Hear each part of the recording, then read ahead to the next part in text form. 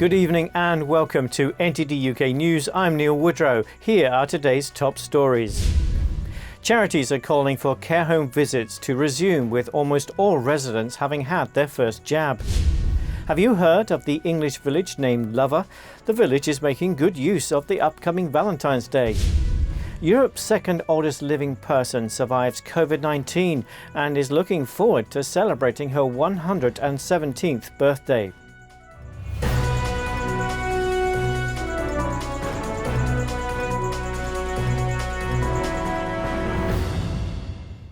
Charities are calling for care home visits to resume by March. NTD's sister media, the Epoch Times, spoke to the co-founder of a dementia support group who's calling for urgent action. Eddie Aitken brings us more. Charity Age UK on Tuesday appealed for urgent and united action to restart care home visits by March. Age UK said in a joint statement, "Getting back to a position where everyone can receive meaningful indoor visits is a matter of safety, common decency and fundamental human rights." Co-founder of John's campaign, Julia Jones, a group which advocates for visiting rights for people in care settings, also signed the statement. If all of us are united on this, then nobody's being irresponsible or flippant. We're all looking from our different perspectives to what is best for the people who are living in the care homes. Jones said that millions of elderly and vulnerable people are now vaccinated against COVID-19, with almost all care home residents being offered a vaccine. What is the point of this vaccination if it makes no difference to people who've been parted from one another for a year? She said that she often witnessed the anguish experienced by people separated by the visiting ban, many for almost a year. But Jones has also been struck profoundly by the depth of attachment that some people feel. But really, I have been deeply moved by the devotion that some people have in the past shown to their mother, their husband, their father, their sister. The most important thing for Jones is to have a specific date for care home visits to resume. The Care Minister has said visiting should start as soon as it's safe. Eddie Aitken, NTD News. UK lawmakers are determined to revive an amendment that would allow UK courts to declare if a nation is committing genocide. NTD's Earl Rhodes has more. Anger in the Commons on Tuesday. Labour MP Chris Bryant accusing the government of deliberately denying MPs a vote on the Genocide Amendment. The bottom line is the government seems to do everything in its power to prevent us as a nation from standing clearly and unambiguously against human rights abuses in China, and up with this we will not put. The government instead put forward another version of the amendment. Conservative MP Nusrat Ghani says the amendment backed by the government is meaningless and it deliberately excludes the Uyghurs and China. We're outsourcing our genocide determination to the UN, which is handcuffed by China and Russia. Why not bring that back home? Why not take back control in line with government's own policy? After the vote, Ghani said on Twitter that if the House of Lords persists on the Genocide Amendment, MPs will still have a chance to vote. Another MP has suggested that they will fight to add the amendment to other government bills. The government minister argued that genocide is hard to prove. Earl Rhodes, NTD News. Tencent, a company allegedly linked to the Chinese regime's intelligence agency, signed a series of deals with the BBC. According to the Daily Telegraph newspaper, Tencent worked with the BBC on its flagship programmes, including co-producing Sir David Attenborough's Blue Planet 2. The partnership began in 2016, with BBC's current Director General Tim Davie being a key figure in signing a deal with Tencent's movie arm. Tencent allegedly received money from the Chinese regime's intelligence agency, and its app WeChat is accused of censoring politically sensitive content. Europe's oldest person, French nun Sister André, has survived the CCP virus. She will celebrate her 117th birthday this week. NTD's Joanna Conway brings us the story. Sister André tested positive in her retirement home in Toulon, southern France, last month. She displayed no symptoms but was isolated from other residents. When she was asked whether she felt scared at some point, she replied, No. No, I wasn't scared because I wasn't scared of dying. David Tavella, Communications Director for the care home, said that she's doing well. He says although Sister Andre is blind, she's very spirited and celebrates her 117th birthday this week. Tavella says her birthday brings delight to other residents there as well as staff. It will allow us to bring everyone together once again, and we owe this to our eldest resident. It's very touching and relieving for the residents, for the families and for the care workers. Sister Andre was born on February the 11th, 1904, and is the world's second oldest living person. The oldest person is Japan's Kane Tanaka, who turned 118 on January the 2nd. Joanna Conway, NTD News. The Greek Prime Minister on Tuesday ordered a full lockdown in Athens and the Greater Attica region. The new restrictions include closing non-essential shops and schools from Thursday until the end of the month. Joanna Conway has the news. Greek Prime Minister Kyriakos Mitsotakis notes a recent spike in cases and says hospitals are filling up. The goal is always to be one step ahead of the virus, and this tactic was effective with the last restrictions in January. The new restrictions will affect half of the country's population. We could wait a few more days, but the alarm bells are ringing, and we have learned to act in order to prevent the problem, and not to follow behind the problem in order to save lives. Authorities registered over 1,500 infections on Tuesday. That's over double the previous day. I know what this all means for the economy, for the merchant who keeps his shop closed, and the professional who leaves his job, for the employee, but also for the unemployed. Greece has so far fared relatively better than others in Europe during the pandemic. Joanna Conway, NTD News. If you want a holiday that isn't in your own home, you'd better book soon as availability is getting squeezed. From rented holiday cottages to hired houseboats, ski slopes to activity parks, country-bound holiday accommodation is being grabbed by cautious domestic tourists. They're already resigned to yet another staycation year, amid foreign travel bans, lockdowns and quarantines. The staycation trend spells a second lost summer for Europe's airlines, making scheduling for their holiday season a guessing game. A Polish court ordered 2 Holocaust historians to apologise. Academics and Jewish organisations fear this threatens freedom of research. NTD's El Rhodes has more. A Warsaw court ruled that 2 historians tarnished the memory of a Polish villager in a book about the Holocaust and must apologise. Some Polish academics fear that impartial research is threatened by court cases like this. These terms, national pride, national dignity, find their way into Polish civil litigation and procedure. That will be the end of us writing history, for instance, of the Holocaust in Poland, the way we do it. But the court stopped short of ordering the defendants to pay compensation. Poland's ruling party says some historical studies are an attempt to dishonour a country that suffered immensely in the war. These include studies that show some Poles took part in the killing of Jews by Nazi Germany. Poland's chief rabbi says claiming that no Poles could have done anything bad is a falsification of history. It's bad for the soul of Poland, because if you cannot face the bad things that you have done in the past, it limits the chances of you ever becoming better in the future. In Poland during the Holocaust, over 3 million Jews are estimated to have been killed, and almost 2 million Polish civilians died under the 5 years of Nazi rule.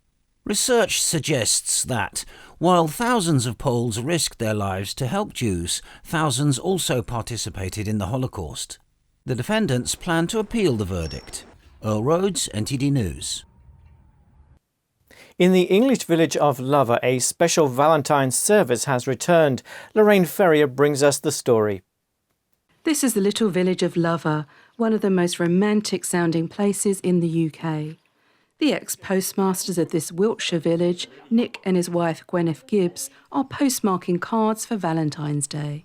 It goes back to the days when we had our own post office, and people used to send their Valentine cards to the post office for the official franking of the Lover stamp. But all that finished 15 years ago when the post office shut. The service was taken over by the community since then. It's a job that requires precision and a steady hand.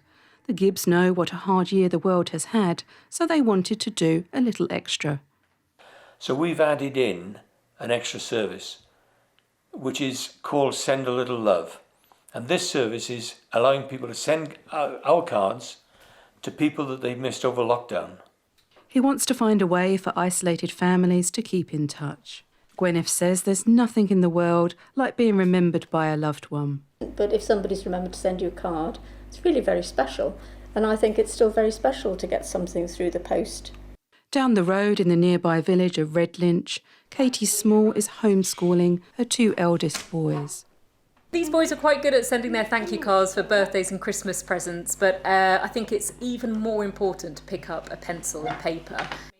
8-year-old Fraser and 6-year-old Hugo are writing Valentines cards to their grandparents to let them know they are missing them. To Grandad, happy Valentine's Day. I hope we can play in your garden and be in your house again so we can see you. Love, Fraser. The Royal Mail is sponsoring Lovers Postal Service, helping with the purchase of cards and publicity. Lorraine Ferrier, NTD News. Up next, the US Senate agreed to continue with the impeachment trial of former President Trump, but it seems unlikely to be successful. That and more when we return.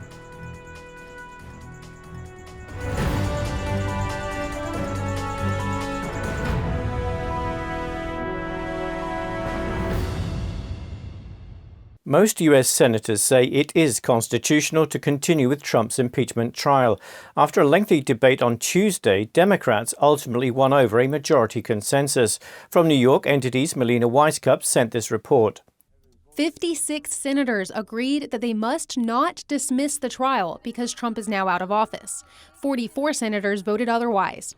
House impeachment managers argue that the trial must be held to prevent future presidents from thinking they'll be immune to consequences if they commit a crime right before they leave office. It's an invitation to the president to take his best shot at anything he may want to do on his way out the door.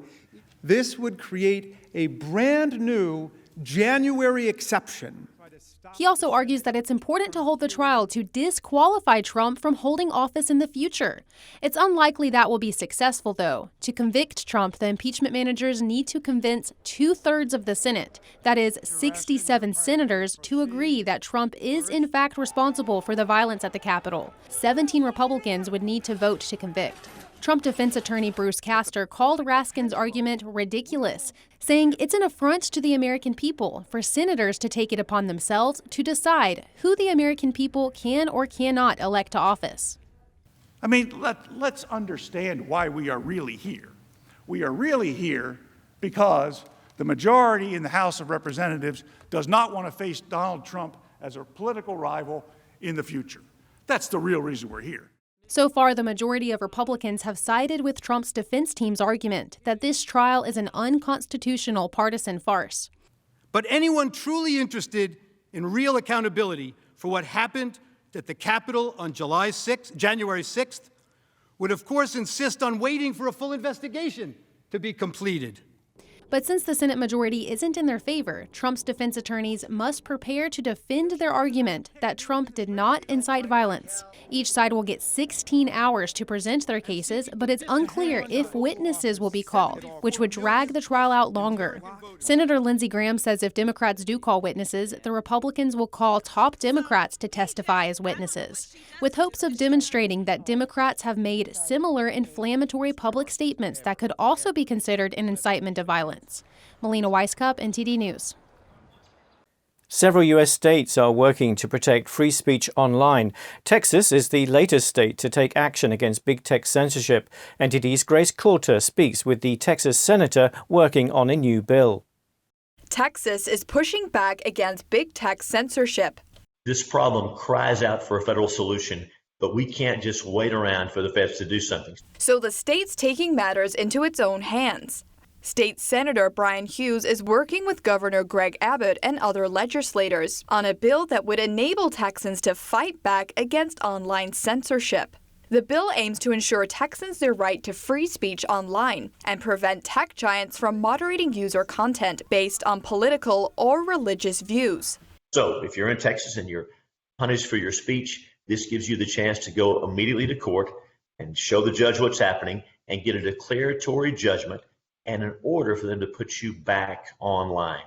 Social media platforms are known to label as harmful content that others argue is reasonable and well within the bounds of free speech. So we asked Senator Hughes who will have the final say on where that distinction is made. He says the courts will decide.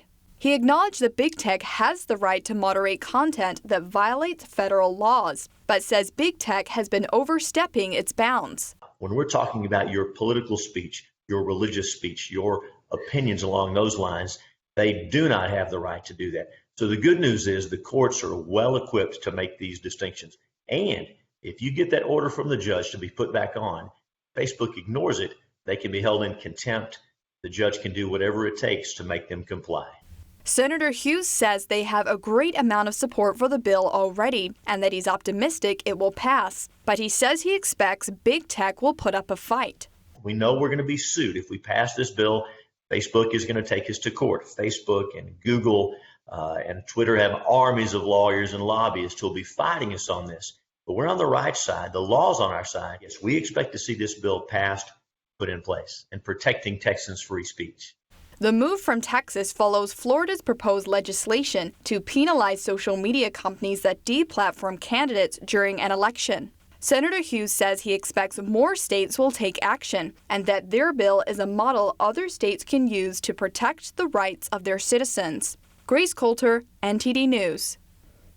And a new bill in the US Congress is aiming to stop intellectual property theft by the Chinese Communist regime. It will ban senior Chinese Communist Party members from entering the US. Republican Congresswoman Debbie Lesko reintroduced a bill on Monday called Stop China's IP Theft Act. The bill aims to ban visas to the U.S. for senior Chinese Communist Party or CCP members, regime officials, active members of the regime's People's Liberation Army or PLA, and their family members. Congresswoman Lesko believes the bill is necessary because the U.S. cannot continue to tolerate China's attempt to steal American intellectual property. She says the bill is critical in combating the global threat posed by the CCP. If the bill is passed, the ban on visas for CCP and PLA members will be in effect until the Director of National Intelligence certifies that the CCP has stopped sponsoring, funding, and actively working to infringe on U.S. intellectual property. Congresswoman Lesko first introduced the bill last November. This time, 7 other Republican Congress members co-sponsored the new bill. Up next, the Australian Open is using electronic line calls instead of human line judges. Find out more after the break.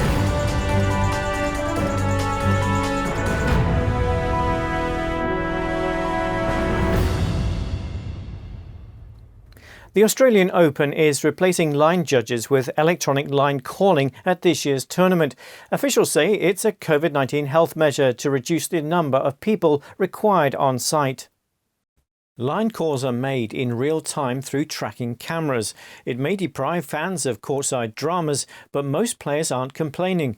But some think the system is glitchy. Britain's Shelby Rogers says it definitely needs revisions.